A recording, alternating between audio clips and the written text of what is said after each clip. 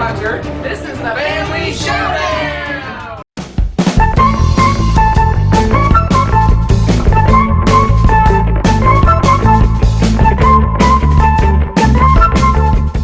Hello. Today we are going to look at the top 10 multiplayer games that are good for two players as well. So let's get started. My number 10 is New York 1901.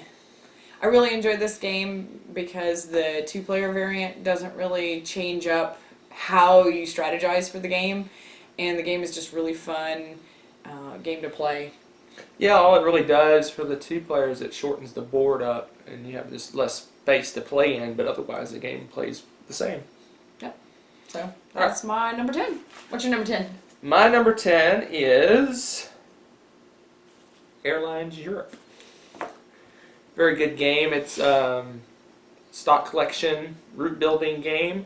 The only thing that it does for the two-player really is it takes some of the airlines out to kind of constrict the number of stocks you can invest in. There's a ghost scoring at the end, but I really think you should just ignore that and not use that and just play it like a normal, what you would with more players. Yeah, I like that one. That's a really fun game. My number 9 is Five Tribes. And at first I wasn't too sure about that one because I was afraid that I would stall out trying to think about what moves to make and everything, but it actually wasn't too bad, at least for us. Yeah. Stalling and taking too long on a turn to decide what to do, and it was really fun. I enjoyed that game. So that's my number 9, Five Tribes. Okay, my number 9 is Artifacts Inc. Fairly new game for us. It's a dice placement game where you kind of collect things and sell them to the museum for points. Again, the two-player variant is not much different from the multiplayer game, only is the museums have less spaces to go, so it kind of tightens up the game. It seems to be a common trend with a lot of the ones I like is that the two-player isn't very much different from the multiplayer. They're very similar with very minor tweaks to kind of make the game tighter. That is nice so that you can switch in between two-player and playing it at a game day without having to look up the rules again over and over, so that is really nice. Yep. My number 8 is Power Grid. I really enjoy that game. It's a little heavier game than we normally play, and surprisingly mathy, and yes, you would think normally I don't like that kind of game, but it's just a really solid game. It's really well built, it's well designed, it's very streamlined, so I really enjoy trying to figure out the different maps and what I need to do and thinking ahead, and it's just, I don't know what it is exactly. It's a really well built solid game, and I enjoy playing that two-player. Yeah, it's the same way. It's the same thing. The only big difference is the board's constricted again. You play on a smaller board. Yeah. Otherwise, it's pretty much the same same again. Yeah. Yep. So what's your number 8? My number 8 is Elysium. Another fairly new game. It's a kind of a card drafting thing that has a neat mechanism where you use these colored pillars to decide which cards you get, and as you take cards, you're restricted on what cards you can take in future rounds. Again, the two-player variant's very much not much different from the multiplayer. You use a slightly different turn selection board. Other than that, you just have less cards to choose from.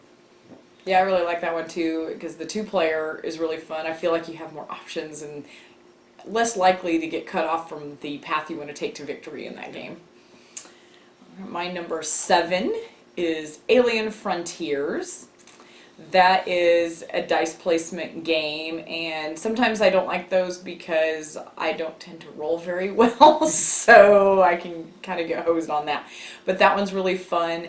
There's just some minor tweaks to that between the 4-player and 2-player, and it's really a fun game. There are a lot more options, again, available. You're less likely to get blocked out in this game playing it 2-player.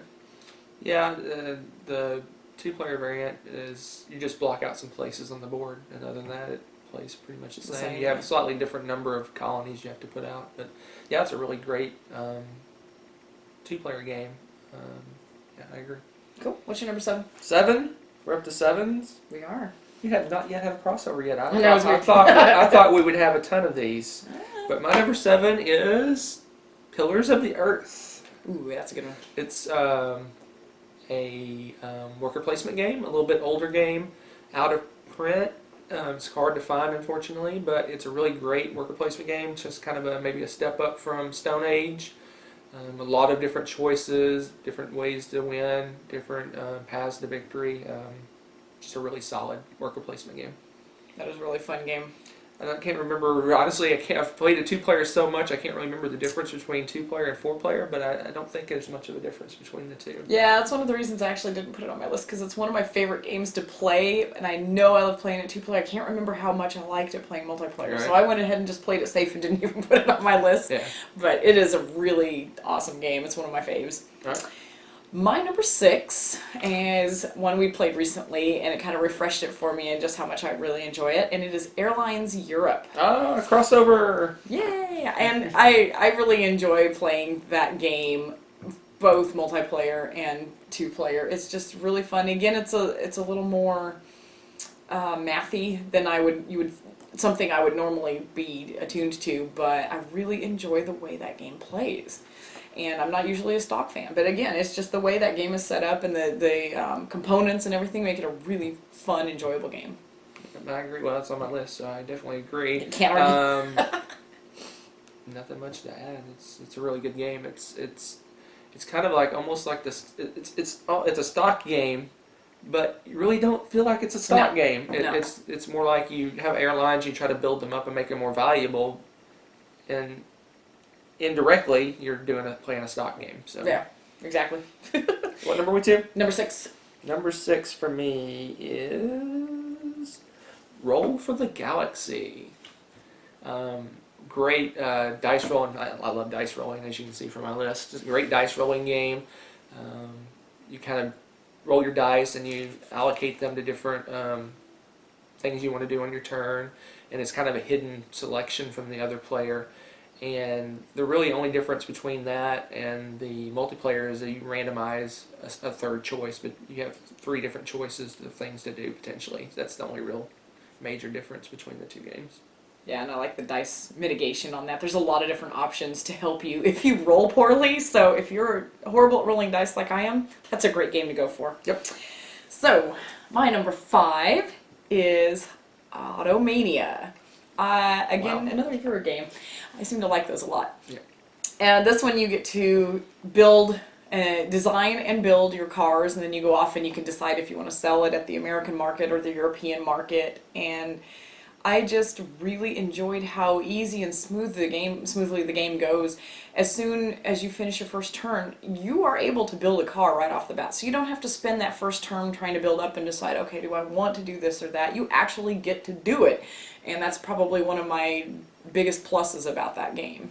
So. Yeah, it's a really great game. It's really, really new to us. We've only recently started playing it, and it is a really, really fun game.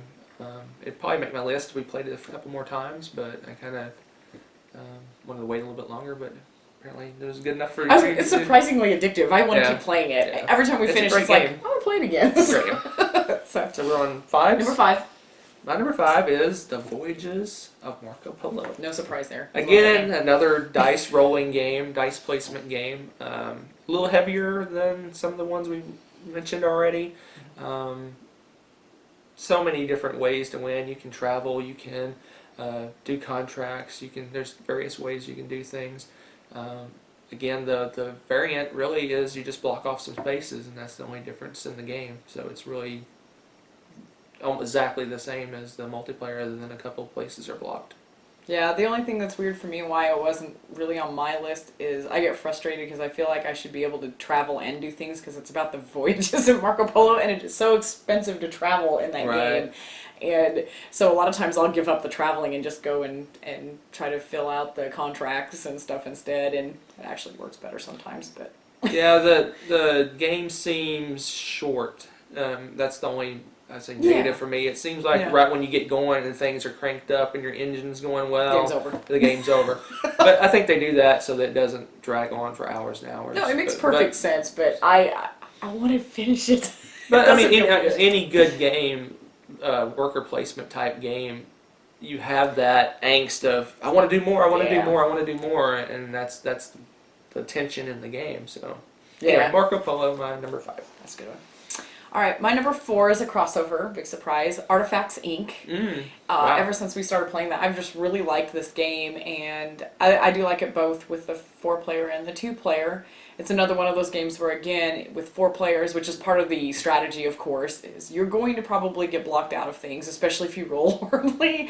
So you need to have multiple strategies. But I like the fact that there are so many different options, so you aren't really locked out of anything. You get to try different ways to win the game anyway.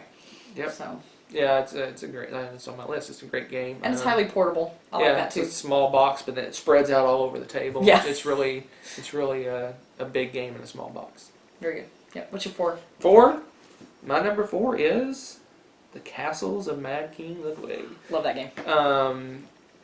Great game. It's tile placement auction. Got a lot of different things going on. There's not much difference between, again, this is the common theme of the ones that we like. There's not much difference between the 2-player and the 4-player. You just have, when you do the auction, you have less, you auction off less things. That's about the only difference between the two. Great game. Tile placement, and the orientation of the tiles are important, and how you auction. It's a weird kind of reverse auction. You pick the price of the tiles, and then the other person gets to buy first. So if you want something for you got to say, okay, if I make it, I got to make it expensive so she doesn't buy it. You don't want to make it really cheap. But then when you do that, you have to pay more for the tile. So it's a great kind of auction mechanism, and you don't really see a lot. I think Suburbia, I haven't ever played Suburbia, but I think it has a very similar mechanism where it's kind of a reverse auction situation. And that can get exciting 2-player because you know that they're going after a certain room or something and deliberately make it $15,000 to buy or something. Right. And I love that game. I love the fact that the rooms are all different shapes and sizes, and part of the just getting to be creative with that and trying to design. And each time you build it, your castle's completely different. Sometimes it's ludicrous, and I guess that's part of the point because King Ludwig is quite mad. He is quite mad. So, in fact, nice segue to my number 3, which happens to be Castles of Mad King Ludwig. Oh, nice, So, nice. yeah, absolutely love this game. This is one of those where every time we finish playing it, I want to play it again because I'm like, I really like what we did. And each time you draw randomly what the bonuses are for the winning bonus points at the end of the game. So each game is completely different. You might have a goal of building, the number of largest rooms. You get a bonus for that or something like that. And the next time it's going to be the number of basement rooms you make. Completely different game every single time. Love it. Great game. So what's your number 3? Oh, my number 3? My number 3 is a brand new game for us. Champions of Midgard. Worker placement game with dice rolling. Imagine that. This one kind of is a mix of Stone Age and Lords of Waterdeep kind of thing. You gather resources, basically you gather supplies to do expeditions to go fight monsters, and then when you go fight the monsters, you use the dice, which are your warriors, to fight the monsters, and there's some randomness there, in fighting the monsters. So it's got a little bit of Stone Age where you roll to get random resources, but you're actually fighting monsters. So it's like the best of both worlds. It's worker placement, resource gathering, and then you got combat and dice rolling. So it's like a great mashup of those two things. Yeah, I had really few problems with that one too. It's just so new. I hesitated to put it on my list, which obviously you liked it enough you didn't care. It's on It's their an list. amazing game. It's a really good game. Yeah, I roll dice poorly. The only time that really hurt me was in battle, but there are a couple, was it characters? A character or something you could have. There's special that powers, helps. and you can go overkill. I mean, you can Yeah. a fight that might take 4 dice. You might want to take 6 with you just to have a better chance at succeeding. So It's worth it to overkill if you roll poorly. That's just my take on it. So, Yep. yeah. But yes, I do like that game. That's a good one. Number 2 for me is another crossover. I just happen to like it apparently way more than you, is Roll for the Galaxy. I really love Yeah. Race for the Galaxy, the card version of it, and I like Roll for the Galaxy with that new expansion with the extra, what is it, orange and black dice? Mhm. I really like those. It was really fun. And this is another game that I could play over and over and over again and probably drive people crazy with. But it's really fun. There's so much dice mitigation that it's almost like, ooh, what am I going to get this time? And you can go with it. There's so many different options. And it's a different galaxy every time you explore. Yep. So, Great game. what's your number 2? My number 2? Number 2? My number 2 is an oldie but a goodie. Quarriors. Yeah. That's just buckets of dice rolling. I mean, it's dice. It's like that's all it is not rolling dice, and I love rolling dice. So it's basically like Dominion. It's kind of you draft your dice, you roll dice, and you get points to acquire more and more dice, and you pull dice randomly out of a bag to see what you get for that turn, and roll them and fight each other and duke it out, and a great, just all around great dice game. That is pretty fun. I really like that game too. Mostly because you like it so much too. And that game works just as well 2-player, 3-player, 4-player, because the only difference is when you attack everybody. So that's just more people for you to attack when you're fighting. So more battle. Yeah, but 2 players is great. I actually probably like Dice Masters better, but that doesn't really fit into this list because Dice Masters is 2 players, so it doesn't play multiplayer unless you do teams. Which when you do teams, I don't really consider that multiplayer. So Courier is my number 2, right? Yep. All right, my number 1 I suspect may be the same as your number 1. No. Yes. Viticulture, is it? Yeah, I knew it. Okay, that's like our favorite game, period. So I figured it would be. This game is a blast. Again, it's worker placement, which is one of both of our absolute favorite things. And on top of that, with the 4-player and the 2-player, you can get locked out of areas, but you also have the super big guy that can go and get in there anyway, and so there's a little bit of mitigation for that. And the seasons, there's so many different options of things to do, superpowers that'll let you take a chance when you normally wouldn't get to, or give you extra resources, all sorts of fun. I highly recommend Viticulture for anybody that wants to do both multiplayer and 2-player. Yeah, Viticulture, if you like worker placement, you have to play this game. It's an awesome. Amazing game. Everything is. It wouldn't seem like it'd be thematic, but it is. You go through the different steps. You acquire the grapes, you smash the grapes, you make wine, you sell the wine, you go through the entire process. There's all kinds of places you can go to get improvements and make things better for you. The only difference between multiplayer and 2-player is each space on the board has 3 spots. In 4-player, you can use all 3 spots. In 3-player, you use 2 of the spots, and in 2-player, you use 1 spot. So that's the only difference. You have all the same options. You just don't get like special bonuses for going there first because Not enough players. correct, not enough players. But it's my favorite game, so why wouldn't it be the top of this list? Because we mostly play it 2-player. So. Yeah. Well, and honestly, we're not huge expansion people, but I hear rave reviews about this, and we don't even have the expansion yet because we love the base game that much. So you don't have to buy the expansion, but if you like to collect the full game, that one comes so highly recommended that I would just outright say go buy Tuscany, the expansion as well. And if you don't want to dive in head first, they're selling Viticulture Essentials now, which has like a little taste of the Tuscany expansion, which is really good.